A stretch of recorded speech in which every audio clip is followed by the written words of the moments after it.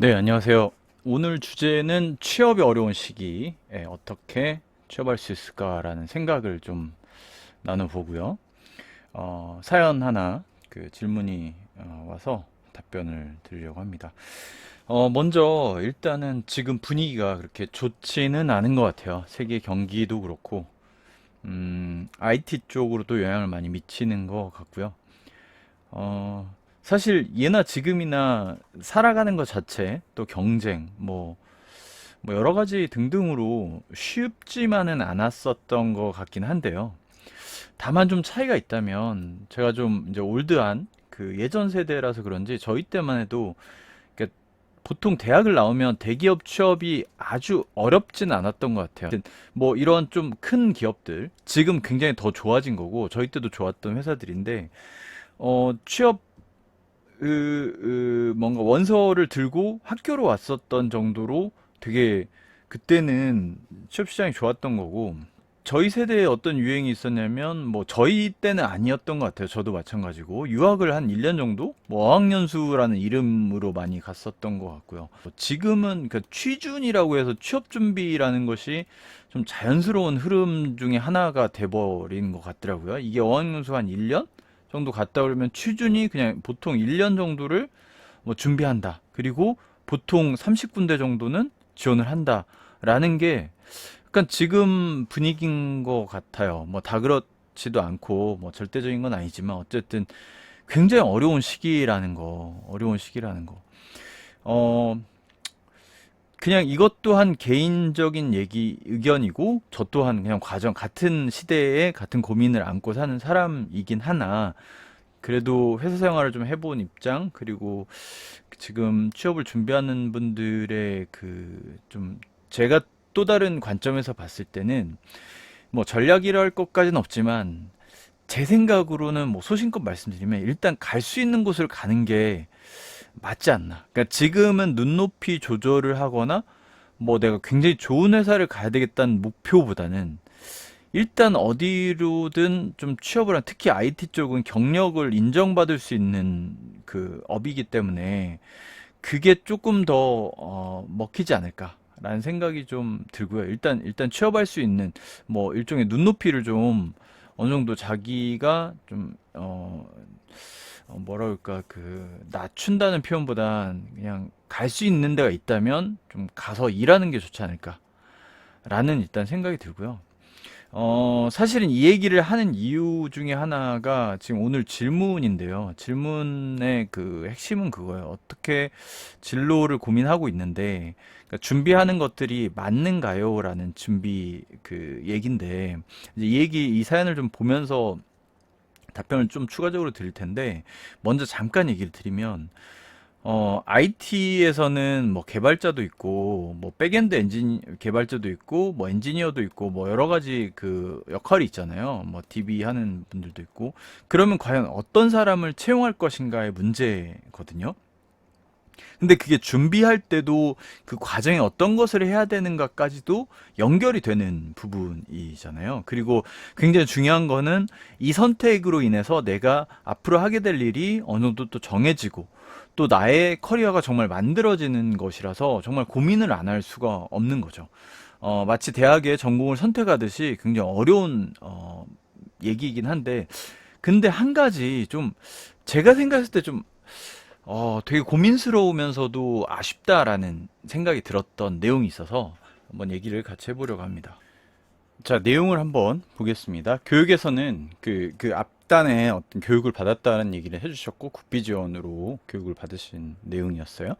그리고 인프라 구축과 데이터 마이그레이션 프로젝트를 진행하였고 여러 취업 공고들도 보고 세 가지 프로젝트들을 진행해보고 다른 정보들을 얻은 결과 MSA 아키텍처와 데브옵스의 CI/CD 파이프라인 구축 등 클라우드를 기반하여 여러 발전할 수 있는 기술들이 있다는 것을 알게 되었습니다. 그래서 일단 개발도 공부해야 되고 데브옵스 기술도 공부해야 되고 D 파트도 공부해야 되고 할 것들은 많은데 정리가 안 된 느낌이라 로드맵 같이 가이드를 받고 싶어서 댓글을 남겨봅니다.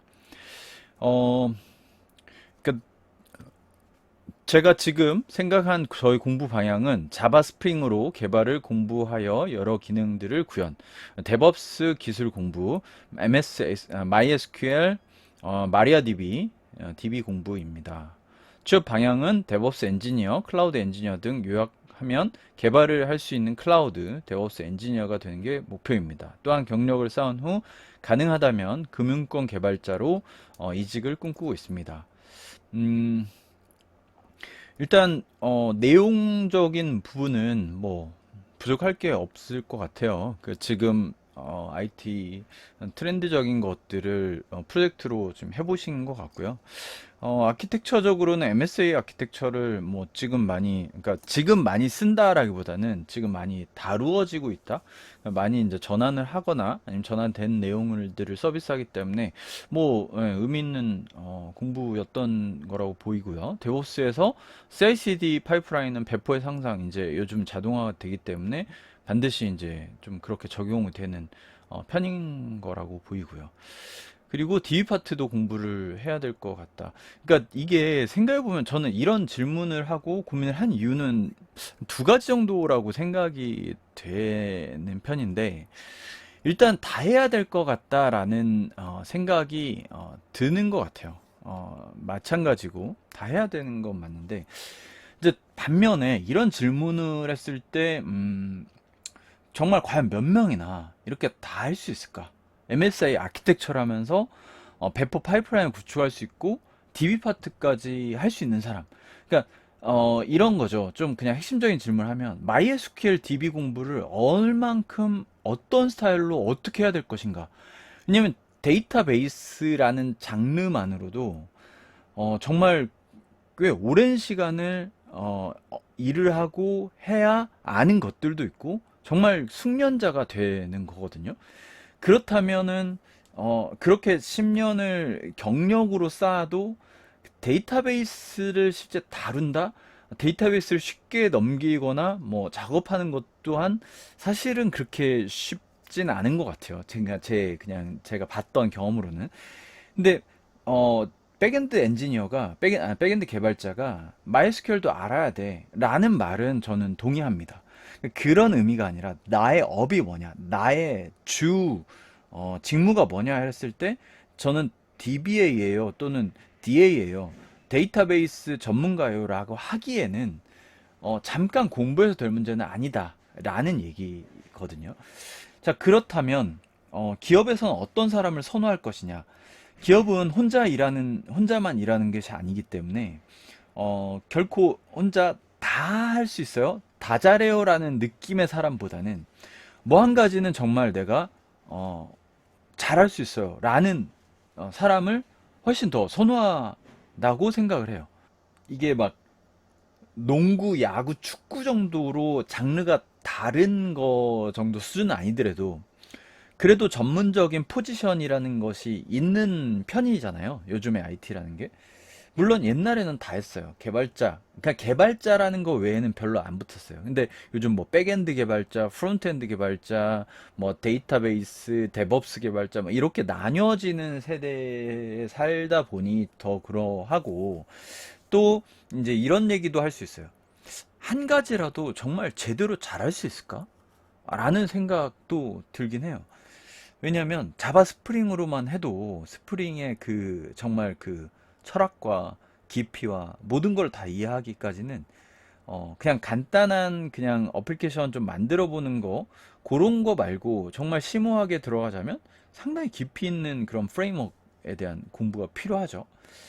그렇다면은 이것만으로도 백엔드 개발자로서 사실 먹고 살 수 있는 도구가 돼요.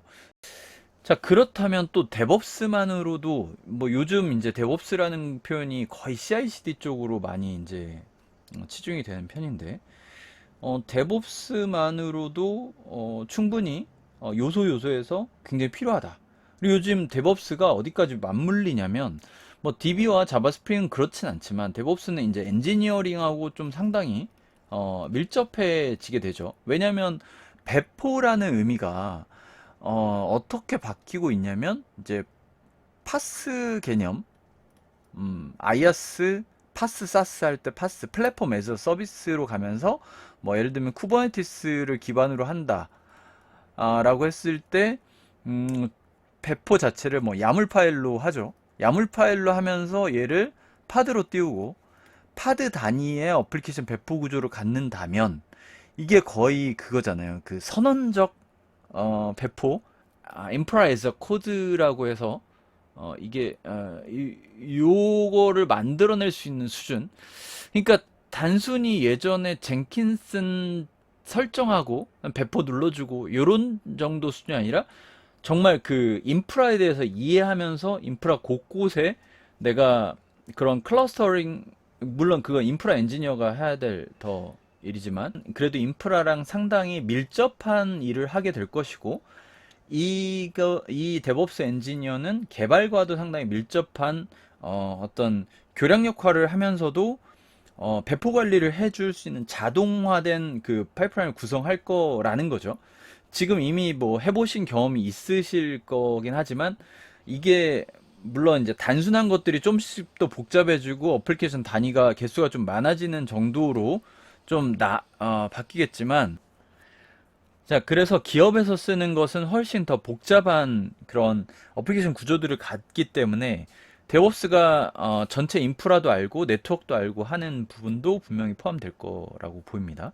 그래서 자바 스프링도 그렇고 데브옵스도 그렇고 MySQL, DB 데이터베이스 분야도 그렇고 그렇게 녹록한 하나하나 아니다. 그렇다면 그냥 알아야 돼요라는 차원으로는 세 개 다 알아야 되는 게 맞죠. 그리고 되게 공부하기에 좋은 부분은 맞습니다. 그런데 저는 그 목표가 있어야 되고 목표로 하는 것에 대해서는 조금 더 소위 말하는 좀 깊이 있게 그 공부라든가 이렇게 준비를 해야 되지 않나라는 생각이 드는 거죠. 자, 그렇다면 지금 데브옵스로 방향성을 이제 잡고 계시고 클라우드 엔지니어라면 비중이 조금 나눌 것 같아요. 비중적으로 약간 이거 자체가 데브옵스가 1순위가 돼야 되지 않을까라는 생각이 들고요. 2순위로는 개발에 대해서도 이해해야 되기 때문에 자바 스프링에 대한 공부. 근데 스프링으로 개발을 자유자재로 한다라는 느낌보다는 이게 어떤 구조로 어플리케이션들이 배포되고 또는 연동되고 뭐 데이터베이스와 연결되고 뭐 이런 차원이지 않을까라는 생각이 들고요. 지금 인프라가 가장 가까운 뭐 쿠버네티스라든가 이런 거에 대한 이해도가 조금 더 유효하지 않을까라는 생각이 들고, MySQL DB에 대해서도 아는 것이 이제 필요는 한데 이것 또한 뭐 SQL문이 어떠한지 그리고 데이터베이스를 어떻게 테이블 설계하는지 이런 내용들은 당연히 알아야 될 수 있지만 그 깊이로 따지면 또한 이거는 또 전문가의 길이 아닐까라는 생각이 들어서요. 근데 이제 데브옵스라고 하면 조금 또 막연해지잖아요. 지금 뭐 젠킨스의 CI/CD 배포라든가 뭐 AWS에서 하는 뭐 툴들이 있고 긴랩 이런 것도 있고 뭐 여러 가지 것들을 좀 능숙하게 다룰 수 있는, 왜냐면 댓글 주신 분 중에 있지만 데브옵스 엔지니어를 신입을 뽑아서 이렇게 업무를 맡기는 분위기보다는 개발자 중에 좀 이제 전체적인 것들을 이해하고, 저희 때도 그랬던 것 같아요. 데브옵스 엔지라는 표현보다는 저희는 이제 AA라고 많이 표현했던 것 같고 AA가 그 역할을 포함했던 것 같은데, 물론 어플리케이션 아키텍처라서 뭐 AA가 배포만 하고 있진 않지만 배포를 포함했었던 것 같아요, 그때는. 그래서 AA는 보통 개발자로 꽤 오래 이제 일하신 분들이 작업할 수 있게끔 이렇게 해줬던 것 같다라는 생각이 좀 듭니다. 이 방향성을 저는 이렇게도 할 수 있지 않을까. 백엔드 엔진, 그러니까 데브옵스 엔지니어가 쉬워서 접근한다 그러면 조금 다시 생각해봐야 될 문제인 것 같고요. 그러니까 나는 개발도 좀 어렵고 DB로 전문적으로 나가긴 그렇고 인프라에 대한 이유도 좀 약하니 데브옵스로 하면 되지 않을까. 저는 요거는 조금 애매한 생각인 것 같고, 차라리 클라우드 엔지니어를 하다가 그러니까 인프라 측면의 업무를 하다가 이제 데브옵스 엔지니어로 해서 인프라 구조를 잘 아는 어떤 데브옵스를 할 수 있는 사람, 또는 백엔드 개발자를 좀 잘 하다가 인프라에 대한 이해도를 넓히면서 이제 데브옵스로 가는 형태는 어떨까 라는 생각이 들고요. 왜냐면 포지션 자체가 몇 명 없어요. 그러니까 개발자는 10명, 20명이 필요한 프로젝트들도 되게 많아요. 그리고 그렇게 구성을 해야 만들어질 수 있는 API가 뭐 1200개다. 그러면 개발자가 많아야 되거든요. 근데 그 1200개를 배포하는 자동화 툴을 만들고 배포를 이제 자동으로 하게 되게 되면 데브옵스 엔지니어, 그 사이에 껴있는 데브옵스 엔지니어가 뭐 개발자가 20명이다 하더라도 20명에 비례할 만큼 많아지진 않아요. 개수가 많아지는 거고 자동화가 되는 편이라서 그렇기 때문에 포지션이 많지 않은 거죠. 클라우드 엔지니어는 인프라 자체가 복잡하고 많으면 그 엔지니어들도 좀 비례적으로 여러 명 할 수 있죠.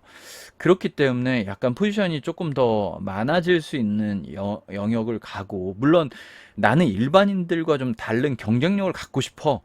그래서 이걸 할 거야. 데브옵스 엔지니어가 굉장히 어려워 보이고 진입장벽이 높기 때문에 라고 생각할 수 있는데 그게 맞잖아요. 그게 맞는 말인데 그렇게 하려면 클라우드 엔지니어로 몇 년 일을 하거나 백엔드 엔지니어 몇 년 일을 하고 그 진입장벽이 높은 거기로 들어가는 거죠. 그렇게 해서 하신다 그러면 좋은 것 같아요.